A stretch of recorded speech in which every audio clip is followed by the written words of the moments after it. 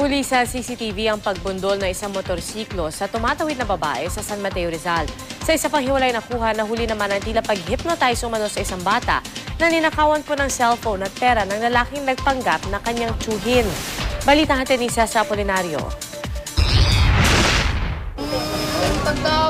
Walang kalaban-labang ibinigay ng 11 taong gulang na bata ang kanyang cellphone sa nagpakilalang tsuhin daw niya. Sa mismong hepe ng San Mateo, Rizal, nagsumbong ang bata matapos manakawan ng cellphone at pera kaninang umaga sa barangay Ampid 1. Kwento ng bata, hinawakan pa raw siya sa mukha ng sospek at nagsabing makakatanggap siya ng 2,000 piso.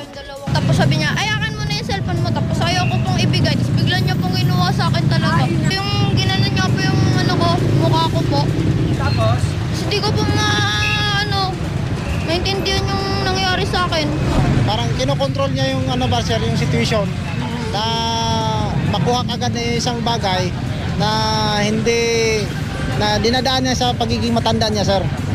Parang na-hypnotize siya nun, sir. Sa CCTV, kitang-kita ang pagsunod at paghabol ng bata sa sospek at pumasok sa isang eskinita. Matapos ang ilang minuto, patakbong bumalik ang bata. Ang sospek hindi na nakita sa CCTV. Kasama ang hepe ng San Mateo PNP, pinuntahan namin ang eskinita. Kasi yung bata nandito, sumusunod. Tapos, alimbawa po, kayo po, yan, lumalakad lang po kayo na hindi naman niya inaano yung bata. Basta dire-diretso lang po. Sunod na pinuntahan ang prutasan kung saan unang nagkita ang sospek at biktima. Hindi daw niya tsuhin Iyan nga ho. Kaya nga sabi ko sa kanya, habulin mo. Sa presinto ay pinakita ang Electronic Rogues Gallery. Laman ito ang mga dati ng nahuling mga sospek.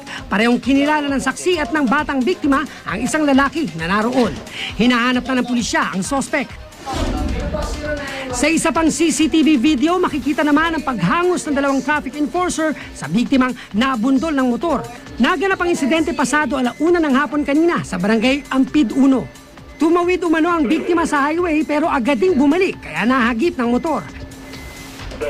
Maraming sasakyan pero dito po wala, ang bilis yung motor.